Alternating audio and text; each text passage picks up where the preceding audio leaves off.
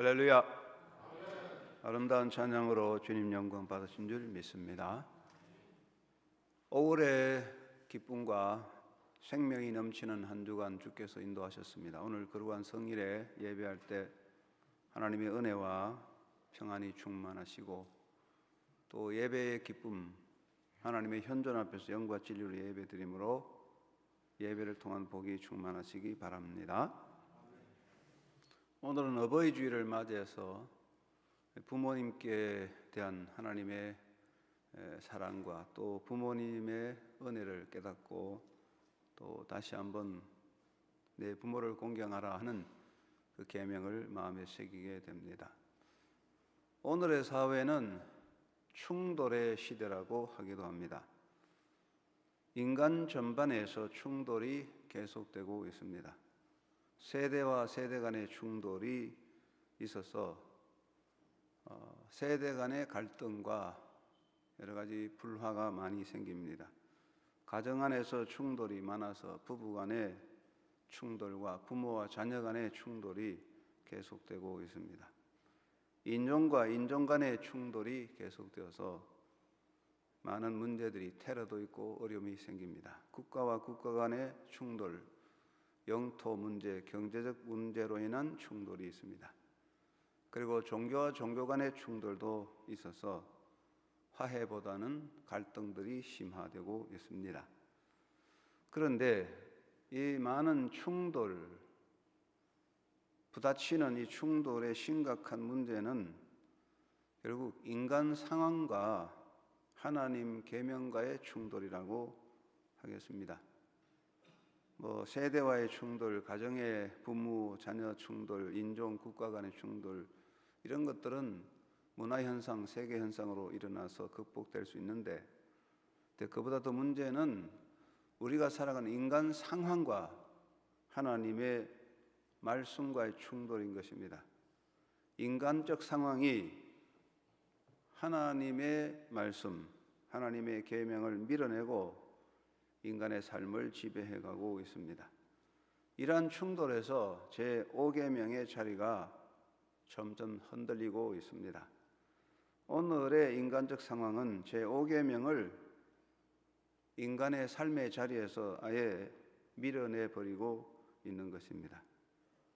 하나님을 믿고 섬기는, 그리고 예수를 믿어 하나님의 자녀된 성도들은 그럼에도 불구하고 변함없이 하나님의 계명 앞에 서서 아멘 하고 응답하며 그 계명을 지켜나가야 하는데, 그것은, 하나님의 말씀은 우리 신앙생활과 육신의 삶에서 정확무한유일의 법칙이기 때문에 그런 것입니다. 우리가 살아가는 삶 자체가 상황 속에 있습니다. 인간은 상황적 존재입니다. 삶의 자리가 이 세상입니다. 물고기는 물속에서 살고 물을 떠나서 존재할 수 없듯이 사람은 상황 속에 있습니다. 하나님께서 이 세상을 만들어 주셔서 생육하고 번성하여 땅에 충만하라, 땅을 정복하라 하셨습니다. 사람은 이 세상의 틀을 벗어날 수 없고 세상 속에 인간 존재의 자리가 있습니다. 세상 속에 사는 우리들은 이 세상 속에서 계속 상황적인 현상을 이어갑니다. 세상은 고정된 틀이 아니고 계속 변해갑니다. 그래서 사람들에 의해서 상황들이 만들어져 가게 됩니다. 예를 들어 본다면, 돼지가 있으므로 돼지 우리가 생기게 되는 것이고, 산에 나무가 우거지면 숲이라는 환경이 형성되듯이 인간이 존재하기 때문에 정치적, 경제적, 문화적 상황들이 계속 생겨나는 것입니다. 그런데 사람들은 자신이 만든 상황에 영향을 받습니다. 돼지는 그 돼지우리에 살면서 자기가 더럽혀 놓은 돼지우리 속에 살게 되고, 숲이 형성되면 그 숲에 따라 나무가 자라고 영향을 받습니다. 인간은 상황을 만들고 그 상황에 영향을 받고 그 상황에 갇혀 있는 것입니다. 상황은 인간에 의해서 만들어지지만은 결국 사람들이 그 상황에 지배를 받고 상황에 갇혀버리게 되는 것입니다. 그런데 더 중요한 것은 인간의 상황은 더 악한 방향으로 가는 것입니다.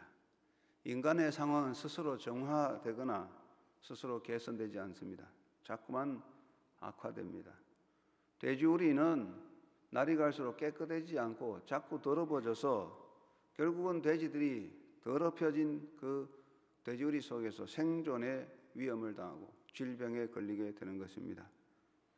사람들이 상황에 끌려감으로써 자꾸 나쁜 상황의 현상이 만들어지고 상황은 개선되지 않습니다.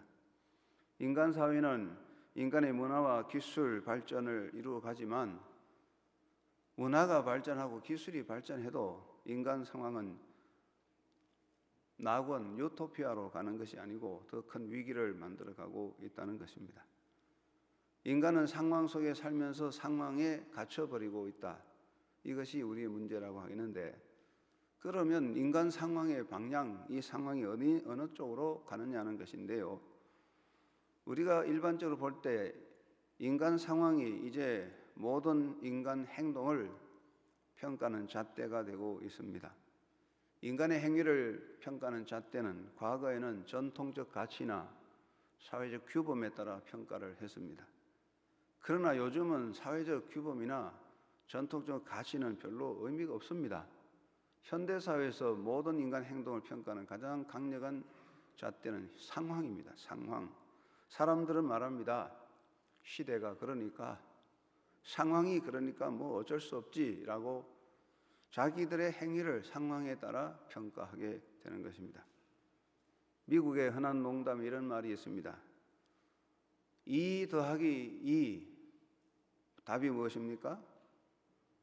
2 더하기 2는 답이 무엇입니까? 몰라요? 2 더하기 2는 수학 이론적으로 수학가들은 3에서 5 사이 어느 쪽에 있을 것이다. 그렇게 대답합니다. 계리사들은 그것은 두말할 것이 4다.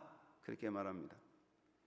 변호사들은 문을 닫아놓고 아무 사람도 없고 듣는 사람이 없는지 확인한 후에 답을 어떻게 만들어 드릴까요? 그렇게 물어봅니다. 예, 요즘은요 2 더하기 2가 4가 아닙니다. 상황에 따라 5도 되고 3도 되고 바뀌어지는 겁니다.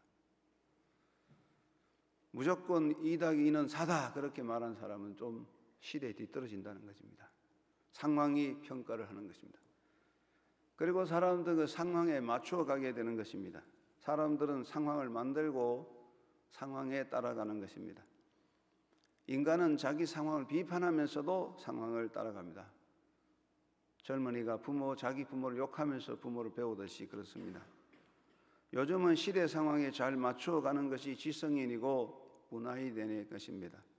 패션이나 삶의 스타일이 상황에 따라 계속 바뀌어가고 거기에 맞추어야 됩니다. 그래서 성경조차도 인간의 상황에 따라 바뀌어가려고 하고 사람들은 상황에 따라서 성경을 재번역하고 재편집해야 한다고 합니다. 하나님은 아버지 하나님만이 아니다. 이제는 여성시대니까 하나님은 어머니 하나님이라고 해야 된다라고도 말합니다.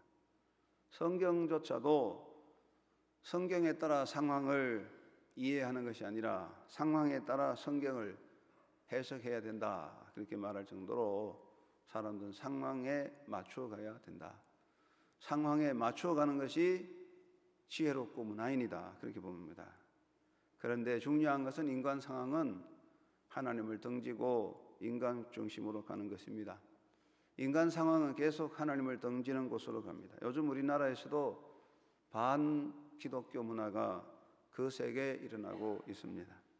이것은 우리나라 상황뿐이 아닙니다. 세계 상황에서 인간의 상황은 계속 하나님을 거슬려 가려고 하는 것입니다. 하나님이 위해서 만들어 놓은 인간이 최초로부터 하나님을 거스리고 하나님과 같이 되고자 하는 그런 악행으로 시작했듯이 인간 사회 문화는 계속적으로 하나님을 등지고 있습니다. 인간들은 인간의 자리에서 하나님을 내몰아 버리고 인간이 역사의 주인이 되고자 하는 것입니다. 오늘날 지상의 교회들이 대한민국뿐 아니라 어느 곳에나 문제들이 많이 있습니다. 오늘날 특별히 교회들의 여러 가지 문제들의 원천이 어디 있느냐? 다른 거 아닙니다. 결국 교회가 생기는 여러 가지 문제들은 교회의 주인이 예수님이 아니라 사람들이 교회의 주인이 되어서 지배하려는 욕망 때문에 생겨나는 것입니다. 이것을 고치지 않으면 절대로 해결될 수 없는 것입니다. 오늘의 인간 상황은 자꾸만 악으로 흘러서 하나님을 대적하고 인간이 중심이 되어가는, 그래서 오늘 이 시대에 가장 도전받는 것이 하나님의 말씀입니다. 설교자가 설교를 많이 하는데 설교 준비가 어려운데 요즘 시대에 가장 어려운 설교가 뭐냐? 십계명 설교입니다. 하나님의 말씀 십계명과 상황이 계속 충돌을 하고 있어서 한국교회는 아예 십계명 설교를 안 합니다. 십계명을 가르치려고도 하지 않습니다. 상황을 따라가기 때문에 그렇다 그 말입니다. 그렇지만은 우리가 생각하는 것은 하나님의 말씀은 영원한 것입니다. 모든 인간 상황보다도 우선되는 것은 하나님의 말씀이고 하나님의 계명인 것입니다. 상황이 어떠하든 간에 하나님의 말씀과 하나님의 계명은 변함이 없는 것입니다. 하나님은 모든 것의 주인이시고 주권적 통치자입니다. 이 세상의 모든 것의 시작이 하나님으로부터 된 것이고 하나님의 섭리 계획에 따라 역사가 시작되었으니 하나님은 모든 주권을 가진 통치권자입니다. 시편 89편 11절에 하늘이 주의 것이요 또한 땅도 주의 것이라 세계와 그 중에 충만한 것을 주께서 건설하셨도다라고 노래하고 있습니다. 하나님은 이 모든 세상 만 역사의 주인이고 주권 통치자입니다. 그래서 하나님의 계명은 모든 것보다 우선하는 것입니다. 하나님의 말씀은 그 자체가 영원한 진리이고 그 자체가 모든 것 위에 있는 생명의 법도입니다. 하나님의 계명은 어떤 경우에도 수정이 되지 않습니다. 바꾸어 놓을 수가 없습니다. 상황이 어떠하다고 해서 계명을 바꾸어 놓을 수는 없는 것입니다. 하나님은 만물과 역사의 주인이시요 통치자이십니다. 그러므로 이 세상에 하나님의 계명보다 더 위에 있는 것은 없습니다. 하나님의 계명은 모든 것보다 우선이 되는 것입니다. 인간의 어떤 권위, 국가의 권위라도 계명을 넘을 수 없고 인간의 어떤 법과 제도라도 하나님의 계명을 넘어갈 수 없고 인간의 어떤 상황도 하나님의 계명을 넘어갈 수 없습니다. 모든 권위와 제도도 그 하나님의 계명 안에 있습니다. 하나님의 계명 그 자체로 영원한 잣대이며 생명과 복의 규범이 되는 것입니다. 그렇기 때문에 하나님의 계명을 따라 인간 상황을 풀어가야 하는 것입니다. 어떤 인간 상황이라도 인간 상황에 따라 해석하는 것이 아니라 하나님의 계명을 넘어갈 수 없기 때문에 하나님의 계명을 가지고 하나님의 계명에 따라서 상황을 해석해야 되는 것입니다. 하나님께서는 인간의 상황을 살피시고 그 상황을 잘 아십니다. 그래서 그 상황을 보시고 인간을 용서하시고 은혜를 베풀어 주십니다. 그렇다고 해서 인간의 편에서 인간 상황을 내세워서 하나님의 계명을 무시하거나 그것을 바꾸어 놓으려 해서는 안 되는 것입니다. 하나님은 그 자녀들의 잘못과 허물을 다 아시고 사랑 안에서 덮어주시고 용서하십니다. 다시 세우시고 이끌어 가시는 좋은 아버지입니다. 그런데 그렇다고 해서 우리 사람들이 하나님은 자비와 사랑의 하나님이니까 다 알아서 할 거라고 인간이 하나님의 사랑과 자비를 내세워서 하나님의 법도까지 무시하고 고의적으로 계명까지 무시하려고 하면 이것은 범죄가 되는 것이죠. 하나님의 계명은 절대적이기 때문에 어떤 상황도 하나님의 계명 안에서 해석되고 풀어져야 되는 것입니다. 그리고 하나님의 계명은 인간의 생존과 복된 삶을 위한 것입니다. 하나님께서 인간에게 계명을 주신 것은 그 법을 가지고 인간을 통치하시려고 하는 것은 아닙니다. 인간 사회는 법을 가지고 통치합니다. 법이 지켜져야 됩니다. 법이 잘 지켜져야 살기 좋은 사회입니다. 우리가 법을 어겼을 때는 귀찮고, 자동차를 타다가 법규를 어겼을 때 티켓을 먹으면 기분 나쁘지만, 그렇더라도 그렇다 사회 법이 철저하게 지켜져야만 우리가 안전한 사회를 만들어 가는데, 하나님은 법이 없어도 권세로 다스립니다. 하나님에게는 법이 필요 없는 분입니다. 하나님은 그럼 왜 우리 인간에게 계명을 주셨느냐? 그것은 인간의 행복을 위해 주신 것입니다. 신명기 30편 30장 15절 16절 말씀하시기를, 보라, 내가 오늘 생명과 복과 사망과 화를 내 앞에 두었나니 곧 내가 오늘 내게 명령하여 내 하나님 여호와를 사랑하고 그 모든 길로 행하며 그의 명령과 규례와 법도를 지키라 하는 것이라. 그리하면 내가 생존하며 번성할 것이요 또 내 하나님 여호와께서 내가 가서 차지할 땅에서 내게 복을 주실 것임이니라. 그렇게 말씀했어요. 하나님의 계명은 우리가 이 땅에 살 때 복되고 행복하게 살라고 주신 거예요. 법을 가지고 인간을 얽어매고 통치하려는 것이 아니라, 계명을 주신 이유는 인간들이 행복하고 번창하도록 살라고 법을 주신 거예요.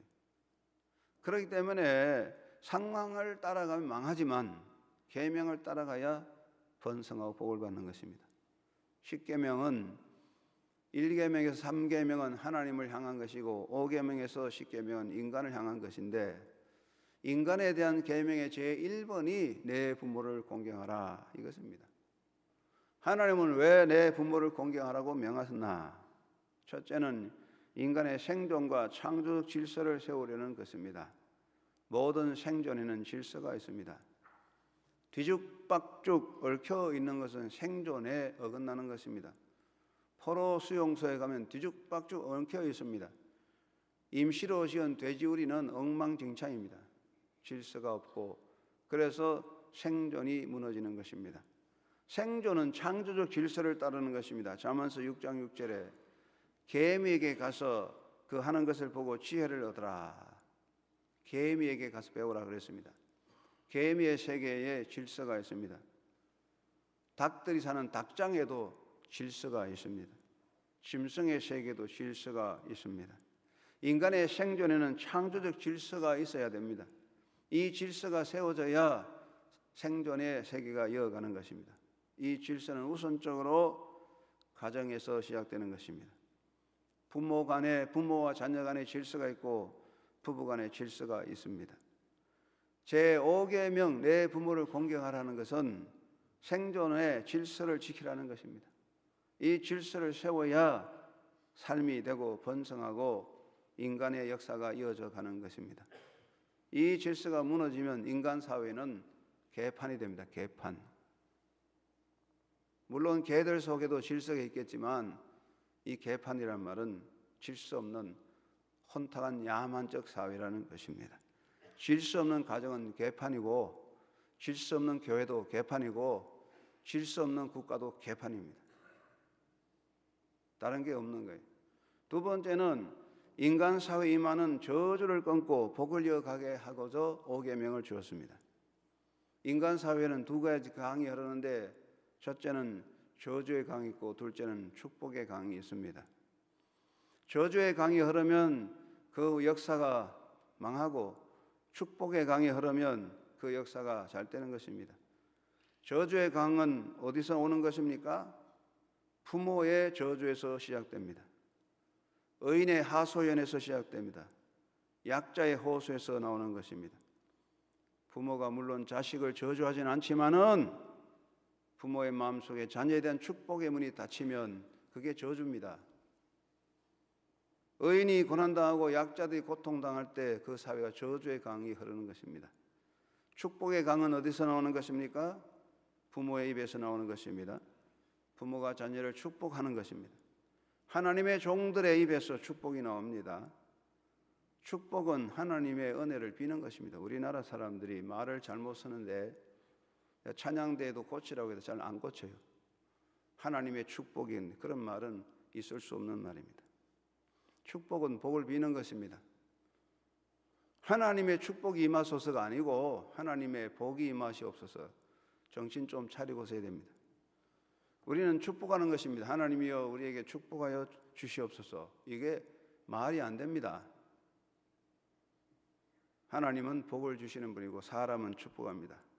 부모가 자녀를 축복합니다. 주의 종들이 사람들을 축복합니다. 인간 사회의 저주를 끊으려면 5계명이 지켜져야 됩니다. 5계명이 지켜지지 않고 5계명이 무너지면 축복의 강이 막히는 겁니다. 세대의 축복이 막히는 거예요. 부모의 축복이 막히는 거예요. 그래서 사회가 망하는 것입니다. 5계명은 저주를 끊고 축복의 역사를 이루고자 하는 것입니다. 그래서 하나님은 내 부모를 공경하라고 명하셨습니다. 세 번째는 잘되고 복된 삶을 누리게 하기 위한 것입니다. 제5계명에는 약속이 붙었습니다. 너는 내 하나님 여호와께서 명령하는 대로 내 부모를 공경하라. 그리하면 내 하나님 여호와가 내게 준 땅에서 내 생명이 길고 복을 누리리라. 5계명에는 이것을 지켜서 행하면 땅에서 잘되고 생명의 복이 있다라고 약속했어요. 그래 이 말씀대로 살면 복을 받는 거예요. 복을 받겠다, 복을 받겠다 된다고 되는 게 아닙니다. 소원한다고 되는 건 아닙니다. 복권 당첨되고 싶으면 복권을 사야 되겠죠. 산다고 다 되는 건 아니지만 복권은 전부 다 당선될 수 없는 확률이 너무 비약합니다. 그러나 하나님의 말씀을 지키는 자에게 복이 있습니다. 이건 100% 확률이 있습니다. 하나님의 말씀을 지키는 것은 몇 프로 확률이 아니라 100% 확률이 있습니다. 지키는 자에게는 100% 복이 있고 안 지키면 100% 복이 망하는 거예요. 그렇기 때문에 우리가 하나님 말씀을 억지로라도 지키면 복을 받는데 5계명 내 부모를 공경하라 이것은 복이 있습니다. 약속되었습니다. 내 부모를 공경하라. 그리하면 내 하나님 여호와가 내게 준 땅에서 내 생명이 길고 복을 누리리라. 하나님께서 주신 5계명을 잘 지켜야 복이 있다는 것이죠. 그러므로 하나님께서 우리에게 이 5계명을 주셨는데 사랑하는 성도 여러분 이 땅에 살 때 상황을 무시하고 상황 없는 인생은 없지만 상황 때문에 하나님의 법을 어기는 자가 아니라 어떤 경우에도 하나님의 말씀 지키고 5계명을 잘 지켜서 약속의 복을 다 받아 누리고 번창하게 되기를 주의 이름으로 축원합니다. 사람이 사는 데는 꼭 하고 싶어서 하는 일이 있고 할 수 있는 여건이 구비되어서 하는 일이 있고 다른 사람들이 하기 때문에 따라가는 일도 있습니다. 그런데 사람이 사는 데는 내가 원하지 않아도 해야 될 일이 있고 할 수 있는 여건이 구비되지 않아도 해야 할 일이 있고 남들이 그렇게 하지 않아도 내가 해야 할 일이 있는 것입니다. 하나님의 계명을 지키는 것은 이와 같은 것입니다. 내가 원하지 않아도 해야 됩니다. 남들이 안 해도 나는 해야 됩니다. 할 수 있는 여건이 구비되지 못해도 해야 됩니다. 상황이 이러니까 나는 못하겠다. 이것은 있을 수 없습니다. 인간의 상황이 어떠하든 간에 그것에 매이지 말고 5계명을 지켜야 됩니다. 하나님의 말씀을 지켜 행하는 것이 복이고 영광스러운 날의 미래를 열어가는 것입니다. 무엇보다 여러분 어떤 경우에도 부모의 권위를 인정하는 삶이 되기를 주의 이름으로 축원합니다. 제5계명에 내 부모를 공경하라. 이 말은 내 부모를 무겁게 여기라. 키베드란 말이에요. 내 부모를 무겁게 여기라 그랬어요. 제5계명은 부모의 권한 아래에서 자라는 어린아이들이 아니고 자신이 부모의 권한을 가지고 있는 성인된 자에게 주시는 명령인 것입니다. 사실 제5계명은 부모 밑에서 자란 어린아이들에게는 별로 의미가 없습니다. 성인된 사람에게 주는 계명인 것입니다. 우리는 마음속에 부모의 자리를 높여야 될 것입니다. 우리나라에도 옛날에 군사부 일체라 그랬습니다. 왕과 서성과 부모는 하나다 그랬습니다. 그만큼 높여야 되는 것입니다. 마음에서 언제나 부모의 자리가 높아야 됩니다. 잠언서 25장 22절에 내 늙은 어미를 경히 여기지 말라. 레위기 19장 3절에 너의 각 사람은 부모를 경외하라. 출애굽기 21장 17절에 그 아비나 어미를 저주하는 자는 반드시 죽일지니라. 잠언서 30편 17절에 아비를 조롱하며 어미 순종하기를 싫어하는 자의 눈은 골짜기에 까마귀에 쪼이고 독수리 새끼에게 먹히리라고 하셨습니다. 우리가 부모를 마음속에 존경해야 되는 거예요. 내 마음속에 부모가 가장 높아야 되는 거예요. 하늘에서는 하나님이 영광이지만 땅에서는 부모가 가장 높은 자리에 마음속에 있어야 됩니다. 그리고 부모의 가르침과 훈계를 귀히 여기고 마음에 담아야 되는 것입니다. 부모는 훈계가 있습니다. 자녀에 대한 훈계를 하는 것은 그 자녀를 사랑하기 때문입니다. 사랑하는 여러분이요, 이 땅에 살 때 나를 정말로 아끼고 나를 정말 사랑하고 나를 정말로 위해서 훈계하는 사람은 부모밖에 없습니다. 부모의 훈계와 가르침을 무시하는 사람은 그 귀를 막은 벙어리가 되고 귀머거리가 되는 것입니다. 이 땅에 살 때 부모의 가르침과 훈계를 귀히 여기고 마음에 새겨야 하는 것입니다. 한 소년이 유명한 현인을 찾아가서 말했습니다. 저는 더 이상 제 부모를 이해할 수가 없어요. 부모님들은 너무나 시대에 뒤떨어져 있어요. 집에서 뛰쳐나가고 싶어요. 어떻게 하면 좋을까요? 현인이 이렇게 대답했습니다. 젊은이, 나는 자네를 잘 이해할 수 있다네. 자네만한 나이였을 때 나의 부모님은 마찬가지로 배우지 못하신 데 대하여 나는 정말 견딜 수 없었다네. 그러나 자네는 나이 든 사람들에 대하여 인내심을 가져야 하네. 그 밖에 내가 자네에게 말할 수 있는 것은 자네가 그것을 믿든지 안 믿든지 간에 20년이 지난 오늘 나는 어떤 조언이나 방책이 떠오르지 않을 때 난 나의 늙으신 부모님께 질문한다네. 그것은 그분들의 오랜 과거의 경험 속에 오늘의 문제를 풀 열쇠가 있기 때문이라네라고 대답했다고 합니다. 여러분, 아무리 우리가 똑똑하고 세상에 정보가 많고 잘 나가도 우리가 그것 가지고 되는 건 아닙니다. 부모님들의 훈계를 마음에 담고 새기는 그런 지혜로운 자녀들이 되기를 간절히 바랍니다. 사는 동안에 부모의 소원을 마음에 새겨야 됩니다. 사람은 소원을 다 가지고 있지만은 부모의 마음속에는 자녀에 대한 소원이 담겨 있습니다. 부모는 평생 자녀에 대한 소원을 담고 죽는 것입니다. 죽을 때까지 그 소원을 가지고 있습니다. 부모에 대한 자녀의 소원이 무엇이겠습니까? 사랑하는 여러분, 여러분의 부모님이 어떤 소원을 가지고 있었습니까? 여러분의 부모님이 여러분을 양육할 때 어떤 소원을 가지고 양육했습니까? 생각해 보십시오. 나는 나를 향한 부모님의 소원을 이루어가고 있나? 나는 나를 향한 부모님의 소원에 어긋나고 있는지 돌아보아야 할 것입니다. 생명이 있지만은 의식이 없는 미물 개구리도 돌아가신 어머니의 소원을 들었다고 해서 청개구리 아닙니까? 사랑하는 여러분, 우리가 살아있다면 부모님의 소원, 우리 엄마 아빠가 이렇게 나를 위해 소원했는데 그 소원을 꼭 마음에 담아야 됩니다.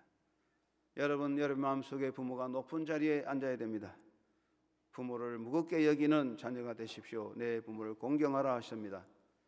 부모를 무겁게 받들어 그 권위를 인정하고 부모와 함께 살아가는 삶이 되어야 하겠습니다. 두 번째는 할 수 있는 한 부모 세대에 대한 자녀의 책임을 다해야 할 것입니다. 인간은 책임을 지고 있는 존재입니다. 책임 의식이 없다면, 책임을 다하려고 하는 의지가 없다면 인간 자리에서 밀려나야 됩니다. 여러분, 책임 다 지지 못하면 그 자리에서는 물러나야 됩니다.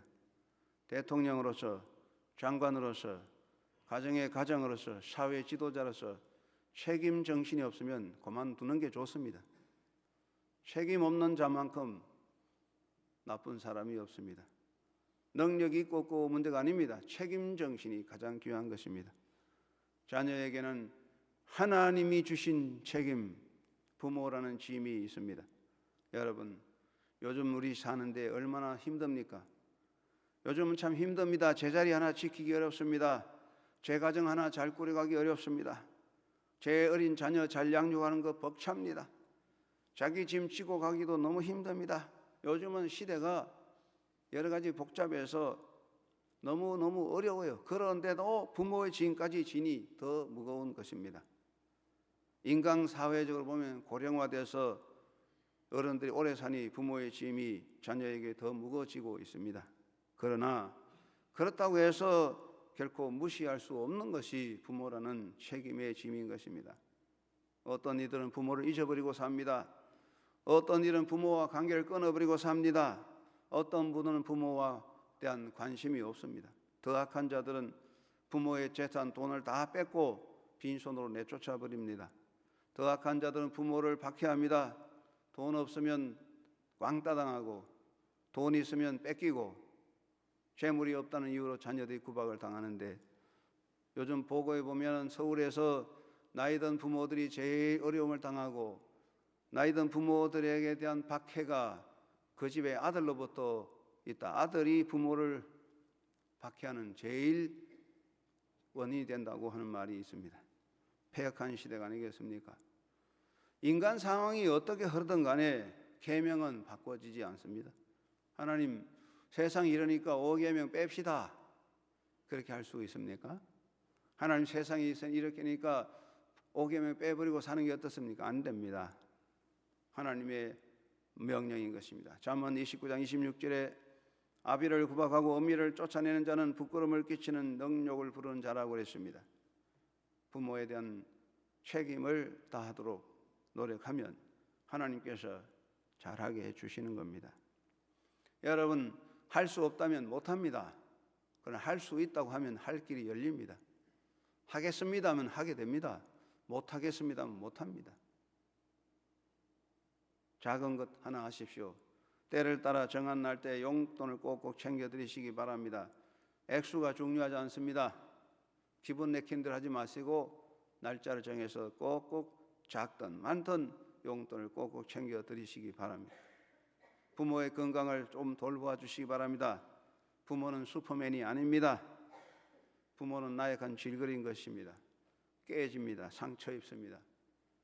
젊을 때, 어릴 때 부모는 슈퍼맨 같지만 그 엄마 아빠 나이 들면 다 깨진 질그릇입니다. 건드리면 깨집니다. 건강 상태 좀 살피고 관심을 가지고 마음에 아픔을 주지 않도록 말도 좀 조심하세요. 어릴 때는 부모에게 막 대들어도 괜찮지만은 그 나이가 많은 부모는 조금만 대들어도 상처가 많습니다. 심령이 깨집니다. 부모의 건강을 돌보시기 바랍니다. 부모의 필요가 뭔지 관심을 좀 가져보세요. 젊은이들이 말합니다.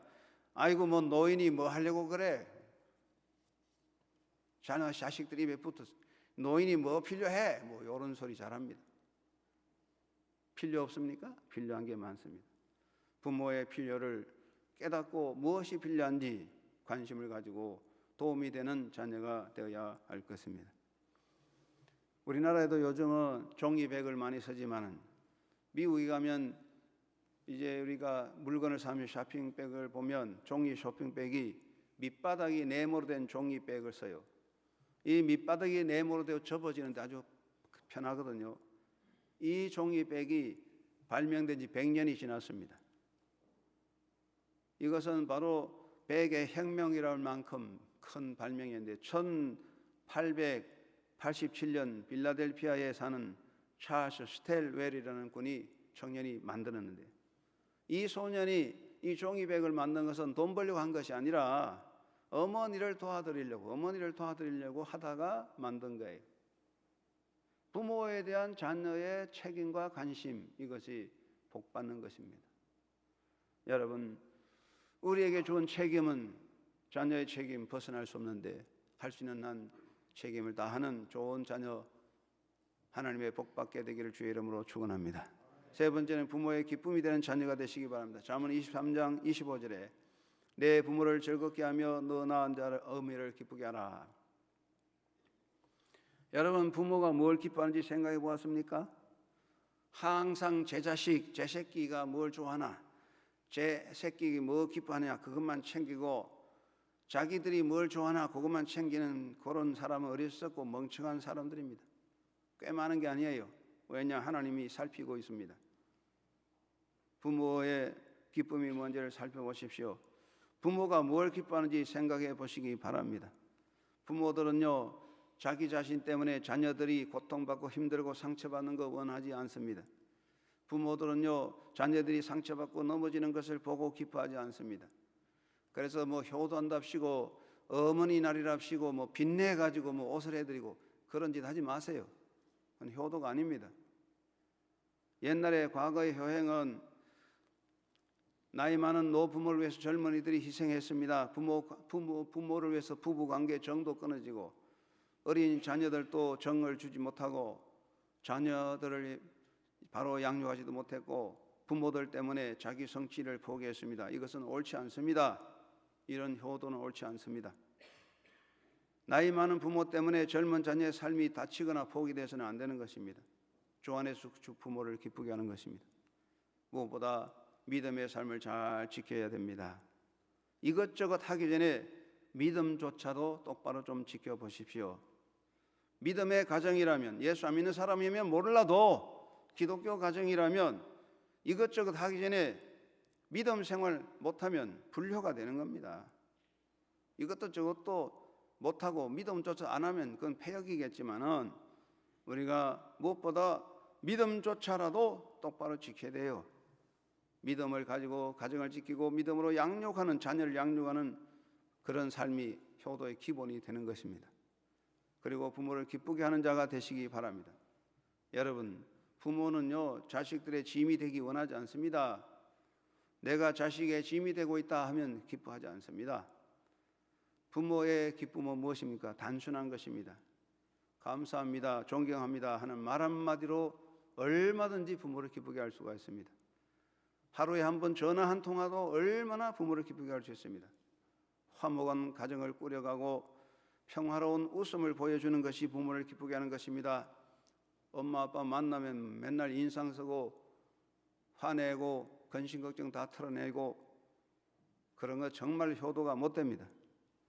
부모를 인생의 스승으로 삼고 의논하는 자식이 되시기 바랍니다. 나이 많은 부모 의논해서 뭐 특별한 대책이 있는 건 아니지만 부모를 기쁘게 하기 위해서 부모를 스승으로 여기고 의논 좀 해봐야 됩니다. 젊은 사람, 내가 이런 남자를 사귀는데 엄마 아빠 어떻게 생각해? 좀 물어봐야 됩니다. 엄마 아빠 관심 가지면 관심 끊어. 엄마가 살 거야? 요 따위 못된 젊은이들 안 됩니다. 하나님께서 복을 안 주는 거예요. 좋은 사람 못 만나요. 작은 것이라도 기쁨으로 알려야 됩니다. 크고 작은 거 알리고 좋은 일이 있다고 알려야 됩니다. 엄마 우리 아기 이번에 낳는데 이제 빵긋 웃어서 이렇게 좋은 거 자꾸 알려줘야 되는 거예요. 부모의 기쁨은 단순한 것에 있습니다. 그리고 부모의 자랑이 되는 자녀가 되시기를 바랍니다. 여러분, 젊은이의 자랑은 자기 힘이고 젊은이의 자랑은 자기 권위고 그런 거지만 나이 많은 노인의 세대의 자랑은 자기 자랑이 아닙니다.